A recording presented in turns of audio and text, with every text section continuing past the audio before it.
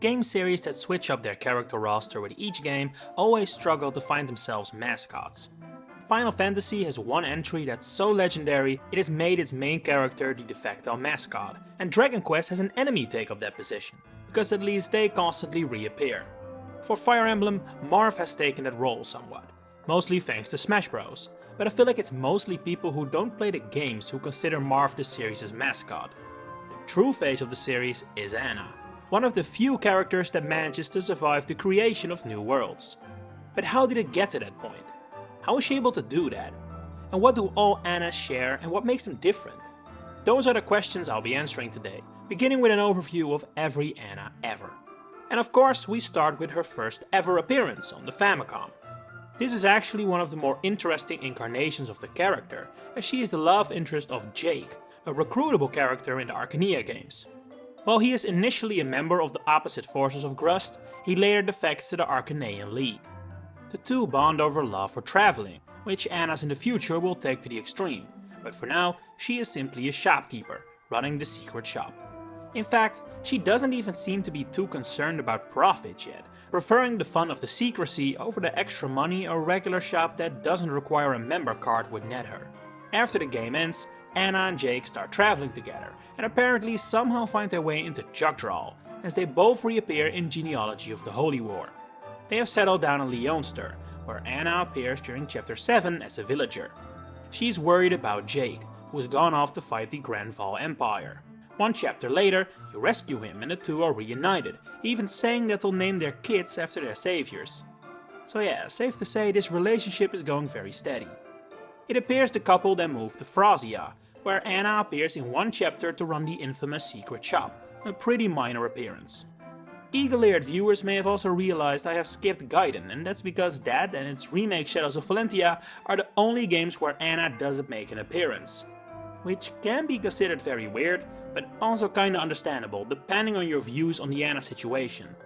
After all, Valentia is a neighboring continent of Arcania, so if this world only has one Anna, her absence isn't too strange. Next we head to Alib, where another or the same Anna continues expanding her secret shop in the Binding Blade. In the prequel Blazing Blade, she can also be found in the port of Badon. There, she advises you on how to deal with the pirates, but more importantly, also makes mention of Jake, confirming they've also found each other in this universe. He is a member of said pirate crew, so she would know all about it. That would however be the very last time we ever see or hear from Jake in the main games again. In the Sacred Stones, Anna appears on her own as a secret shopkeeper, without additional dialogue. However, after this game, true secret shops would cease to exist, forcing Anna into a new line of work, one that can best be described as doing whatever intelligent systems think she'd be good at. In both Tellius titles, Anna runs the in-game tutorial, a perfect way to kick off the meta era for the character. After all, this means we don't even know if this Anna is a citizen of Tellius or what kind of life she leads. She instead serves as a wink to the players, although it is ironically enough intended for newcomers who have never seen her before. In the remakes of the Arcania games, Anna and Jake of course reprise their roles from the original titles, but to further strengthen the claim of the meta era, she also guides you through the creation of Chris in New Mystery of the Emblem. Up until this point, Anna had been a bit of a strange character, but nothing serious enough to make a video about. She was merely a bit of a funny nod to repeating character designs, and in most games barely a character herself, so her status as mascot was still in its infancy, although it was beginning with recent examples. What really lifted the status of Anna though was the next game, Fire Emblem Awakening. Not only is she playable here, this game also introduces the concept of the Anna sisters, an idea that transcends dimensions and gives an amusingly ordinary explanation to a bizarre phenomenon. In Awakening alone, we encountered 12 Annas, all hailing from different worlds. The most important one is the playable Trickster, recruited in Paralog 4. Her character traits of being obsessed with money would become the standard for any Anna that followed, and this is clearly depicted in the few supports she has, with Robin, Tiki and Morgan, if it's her child. Another Anna runs a secret shop on the world map, while another is the guide of the Outrealm Gate, where players can select DLC maps that canonically take place in other worlds entirely.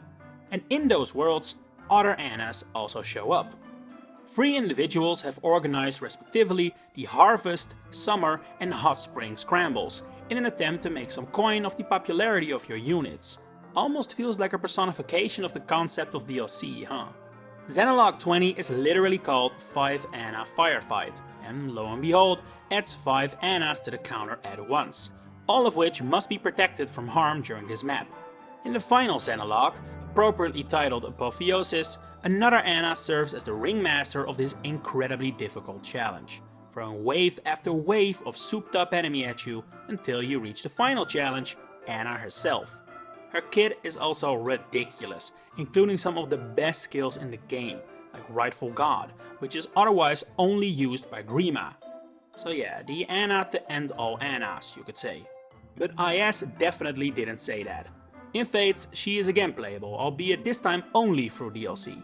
One again appears as the gatekeeper of the Dragon's Gate, while another is recruited in Xenalog 10, grateful after being freed from pirates. Jake would never. Again, this Anna is low on supports, only having conversations with Corrin and potentially Kana if that's her child. However, we do learn a few interesting bits of Anna lore through these talks, and also the ones from Awakening. For example, every Anna can tell other Annas apart thanks to a huge register containing all Annas in history, which is forced reading for young Annas growing up. Fate's Anna also shares that every Anna's name is actually pronounced slightly different, allowing for much better communication during gatherings. Another thing I've always found fun is that while these games prove Annas don't need to call their own daughters the same name, Kana does sound like she and Corrin both got a bit of what they wanted. On to Free Houses, where Anna is again a merchant and again, after DLC, playable. While she doesn't have supports in the game, not even with Byleth, she does appear as a bystander in several other supports, and she has her own paralogue, detailing her feud with former colleague Pallardo. What's even more interesting about this incarnation of Anna though, is that she has a crest, which from a lore perspective is insane. It's a major crest of Earnest, not only an ironic name, but also a bizarre long-lost crest that is completely unrelated to the origin story of the others. It also has no hero's relic, and nothing else is known about it whatsoever. But it does place further suspicion on Anna's true origins, which now seem to be a bit more significant than before. No more information is given in Free Hopes either, even though Anna does appear in the game as a merchant once again. She's not playable, although she can be recruited on the world map, after which she will set up shop in your base camp. The original Fire Emblem Warriors does have a playable role for Anna, albeit as a bonus character, meaning she doesn't play a role in the story whatsoever. She does have supports though, and fun ones too.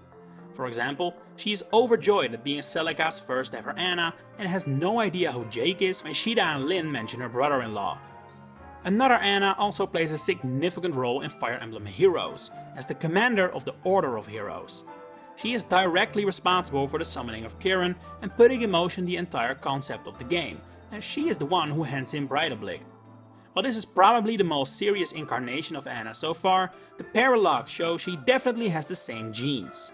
Similar to how Awakening had Anna almost satirizing DLC, this Anna does similar with fan service, as she and her money-making schemes are the driving force behind the visiting of beaches and festivals where famous heroes appear, especially in the early years of the game.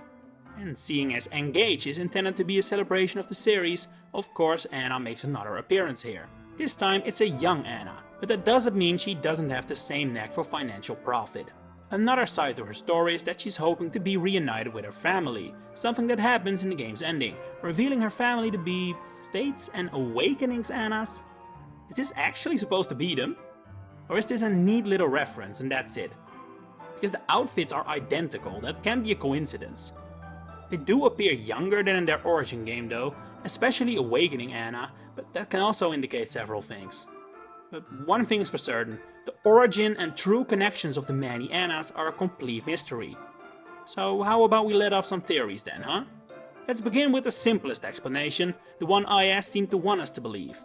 All Annas are really biological sisters, explaining why they look so similar. How they end up in so many different universes, we don't know, but it's not impossible to suggest it's just a coincidence. I mean, we've had several Fell Dragons as well in several worlds, as well as weapons named after characters that have never been there. that suggests that although it has been confirmed that all Fire Emblem stories happen in alternate worlds, there are elements which appear in all or at least multiple worlds, and perhaps Anna's are among them. However, not only does seemingly every world have one or multiple Annas, these Annas all seem to know about each other. And that's very strange. How would they be able to know this without the ability to travel between worlds? Hell, we've seen Annas as the gatekeepers of portals to alternate dimensions. Their knowledge about this doesn't get more concrete than that. In fact, Awakening kinda alludes Annas aren't just one of many to use these portals, they're exclusively used by them. In which case, you could then definitely bring up the question whether they may have actually created them, in which case we have been severely underestimating the power of the Annas. At the risk of sounding like those guys on Ancient Aliens, are Annas godlike beings? Sent down from the heavens to sell wares? Perhaps the idea is genuinely to keep the economy rolling? Real-life civilizations have in the past had gods of commerce, so perhaps Anna is the goddess of commerce for the larger Fire Emblem metaverse. A more nefarious goal could be that, since they do sell weapons, the larger plan is to fuel the flames of war.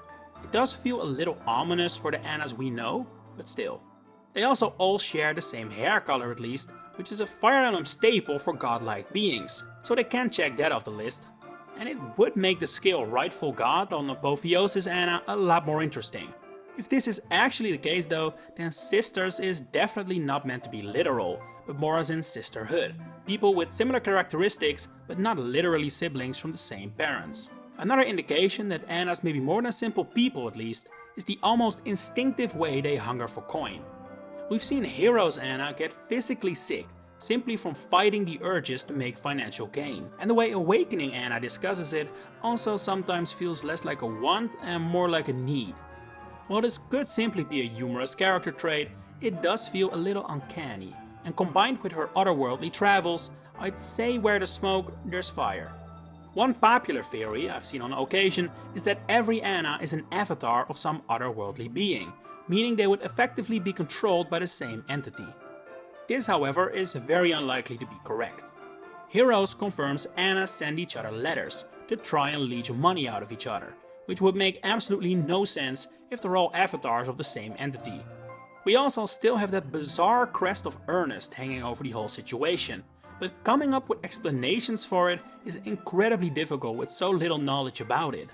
The most sensible is a fate for Ernest that's similar to Maurice, erased from history after turning into a demonic beast. But the numbers just don't add up, so I doubt it's accurate. I love the crack theory that Anna is Ernest, meaning she'd be some immortal being and points to the goddess theory, but I find it unlikely. Then again, if Rhea has apparently been ruling the church for centuries without anyone noticing it's the same woman, why can't Anna do the same? I mean, her ending does kind of hint towards this actually being a possibility, so maybe this theory isn't so crack after all. Another more meta explanation is something I have already touched on a little here and there throughout the video. Anna as stand-in for the developers. She runs the tutorial in the Radiant games, and several Annas seem to be literal embodiments of elements IS created, like DLC, fan service or gacha mechanics. The theory becomes weaker thanks to Free Houses and Engage though, where the Annas are very much characters within the world without breaking the fourth wall. So yeah, Annas truly are a mystery, and I think it's safe to say that's intentional.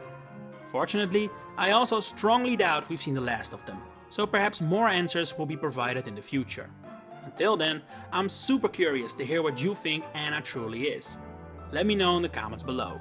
If you enjoyed this video, please consider giving it a like and subscribing to the channel to stay updated on all my future Fire Emblem content coming up. For now, thanks for watching and enjoy the rest of your day.